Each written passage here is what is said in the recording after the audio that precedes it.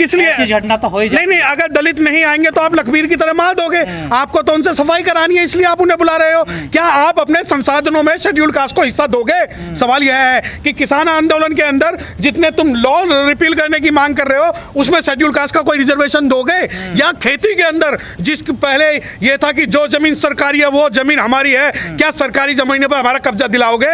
क्या आप इस बारे में बात करोगे कि जो जो जो जो जोत रहा है, जो बो रहा है, वो मालिक होगा? अगर आप इस बारे में बात करते हो तो मैं कहना चाहता हूं इस संपूर्ण समाज के बिहाफ पे कि पूरा समाज तुम्हारे साथ खड़ा होगा, परंतु तुम जाति हटाने की बात नहीं करोगे। दलित संगठन है करीब किसान आंदोलन में, उसमें एक भी दलित या मुस्लिम कोई नेता नहीं है किसानों का उस संगठन में। देखिए, क्योंकि हम किसान नहीं हैं, हम गरीब हैं, हम बेकार मजदूर हैं, हम मजदूर हैं, हमें ये मार देते हैं। अब जब तुम 40 संस्थाओं की जब बात कर रहे हो तो मुझे एक बात बताओ कि अगर आप शासन में हिस्सेदारी की बात कर रहे हो तो हमें हिस्सेदारी कौन देगा?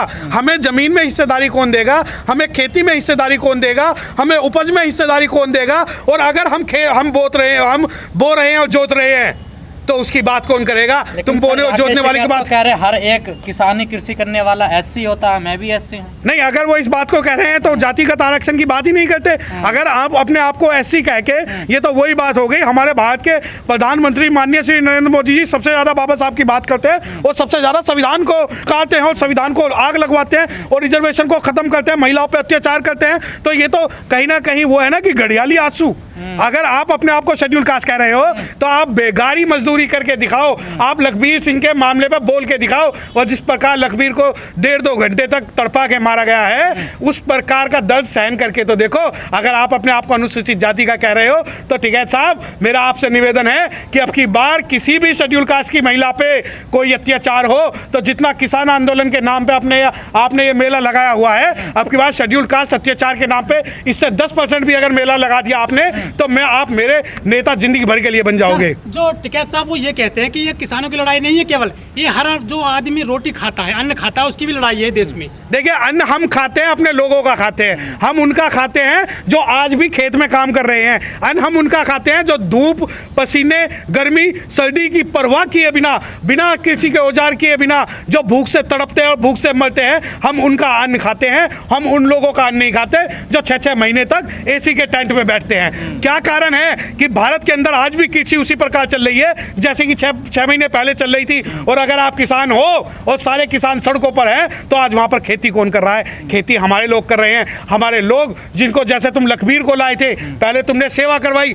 और उसके सिर्फ गुरु ग्रंथ साहिब के हाथ लगाने के कारण तुमने उसके मॉब लिंचिंग कर दी। तो एविडेंस नहीं है ना, अभी हाथ लगाया नहीं, वो नहीं, मैं वही बता रहा हूं ना। अगर आप अपने आप को अनुसूचित जाति का कहते हैं और अगर आप कहते हैं कि मैं एससी हूं तो आपने क्यों कोई स्टेटमेंट नहीं दिया? आपके एससी मानते हो रहे, एक एससी भाई की अगर हत्या हो जाती है तो आपने क्यों स्टेटमेंट नहीं दिया? क्योंकि कहीं ना कहीं आपकी मूक सहमति है उसमें, आपकी साइलेंट कंसेंट है कि ठीक है तुम ऐसे ही करो, हम ऐसे ही करेंगे। जबकि मैं बताना चाहता हूं कि आप जब इस बात को कहते हो कि सभी का आंदोलन है, अरे अगर सभी का आंदोलन है तो क्यों आप स्टेज पे बैठ के और मंच के सामने से रिजर्वेशन को आप गालियां देते हो? क्यों चूड़े चमार की बात करते हो? क्यों कहते हो कि ये लोग रिजर्वेशन लेके आगे बढ़ जाते हैं? क्यों आप लखबीर की बात नहीं करते? और क्यों आप अपने संयुक्त किसान मोर्चा में अनुसूचित जाति के किसी भी लीडर को जगह नहीं देते?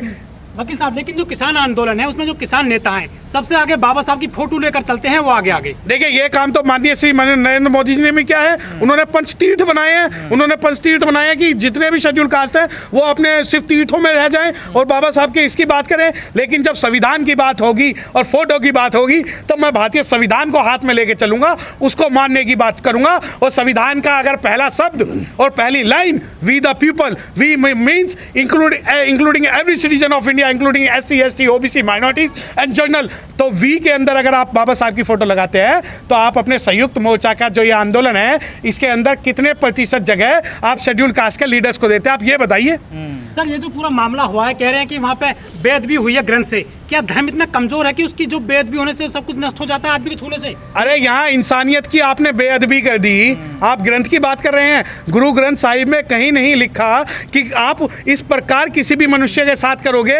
गुरु ग्रंथ साहिब के अंदर कबीर की वाणी है, रविदास जी की वाणी है, गुरु रविदास जी की वाणी है, बुद्ध की वाणी है, और वो इतना बेअदबी के लिए किसी को नहीं बोल सकते जितनी बेअदबी इन्होंने की है। यहाँ पर बेअदबी इन्होंने जो ये कह रहे हैं, जो झूठा आरोप लगा रहे हैं, यहाँ इन्होंने मानवता को जो इन्होंने शर्मसार किया है वो कहानी इन्होंने की है। स्थल बन गए हैं किसान आंदोलन जहाँ पे चल रहे हैं, ये इससे संदेश क्या जा रहा है जनता में और इसका क्या भविष्य देखते हैं आंदोलन का आप? देखिए, किसान आंदोलन मेरा आंदोलन नहीं है, मेरे लोगों का आंदोलन नहीं है, उससे हमें कोई लेना देना नहीं है। आंदोलन हमारा जब होगा जब भूमि इन किसानों को भूमि दी जाएगी, उनके पट्टों पे उनके कब्जे दिए जाएंगे, उनके बच्चों को किसानी के जो औजार है वो दिए जाएंगे, उनको लोन दिए जाएंगे, उनका कोल्ड स्टोरेज बनाए जाएंगे, उनको ट्रैक्टर ट्रॉली दी जाएगी और इनको शिक्षा दी जाएगी किस प्रकार खेती से की जाती है। तब ये आंदोलन हमारा होगा। तो मुझे इस आंदोलन से चाहिए सड़क जाम कर दे। ये कहीं ना कहीं स्टेट स्पॉन्सर एक प्रोग्राम है जिसके अंदर हम ना रोटी की बात करें, ना कपड़े की बात करें, ना आरक्षण की बात करें, हम सिर्फ और सिर्फ बात करें तो इनकी बात करें जिसके लिए हम आज यहाँ पर नहीं हैं।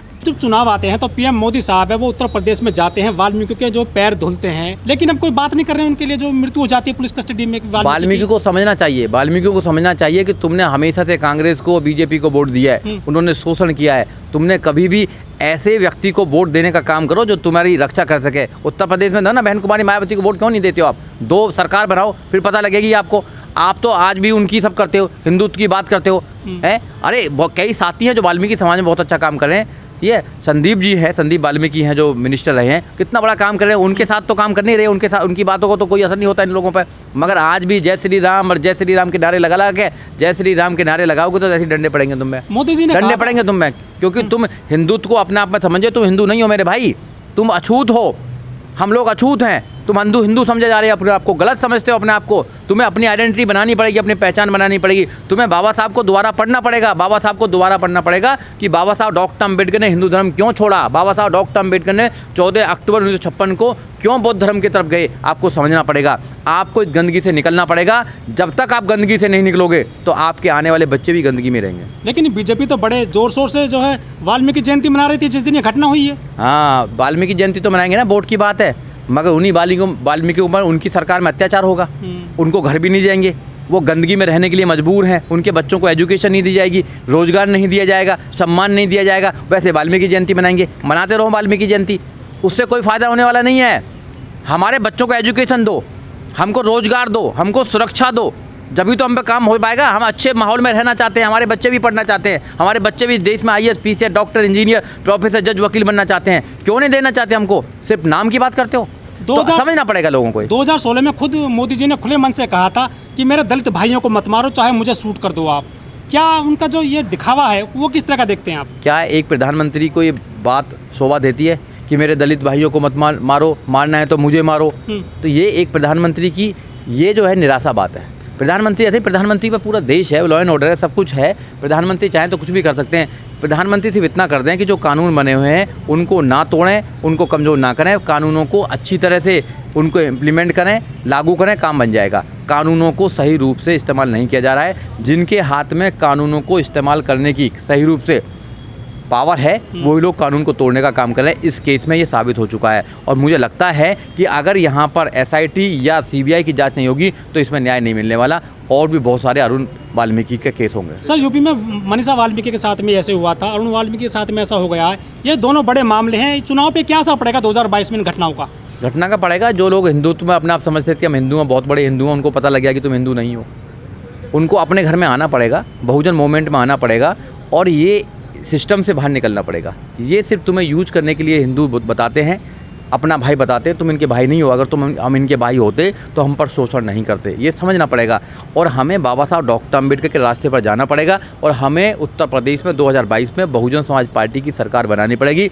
मैं दावे से कहता हूँ, अगर बहुजन समाज पार्टी की सरकार बन जाएगी तो न्याय मिलेगा आप लोगों को, बच्चों को एजुकेशन मिलेगी, सब कुछ मिलेगा, रोजगार मिलेगा। अगर नहीं गवर्नमेंट मिली तो आपको दाने दाने के लिए मोहताज कर देंगे। एजुकेशन तो दूर की बात है, रोजगार तो दूर की बात है, आपके पेट भरने के लिए भी लाले पड़ जाएंगे। आपको बहुत गरीब हैं आप लोग, और ज़्यादा गरीब कर देंगे।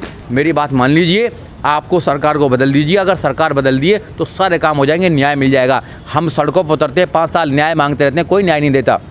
हमें न्याय ऐसे नहीं मिल पाएगा। न्याय हमें सरकार बना के मिलेगा। एक बार सरकार अगर बन गई तो न्याय मिल जाएगा।